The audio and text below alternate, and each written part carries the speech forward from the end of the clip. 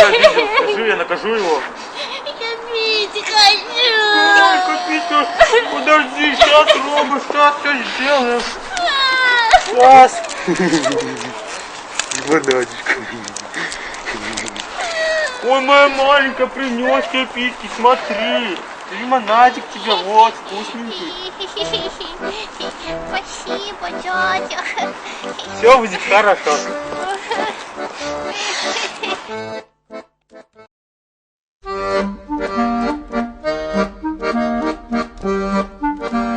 Семеновна!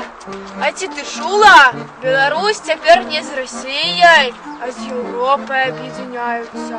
О, чула. Это ж все с москалями, ранее с москалями. А теперь внука наркомана можно будет в Голландию в санаторию отправить. О, добра ідея. Да. А ти не ведаєш, коли? Подкажуть завтра. Що, так хутко? Трое суток шагать, трое суток не спать ради нескольких строчек в газете.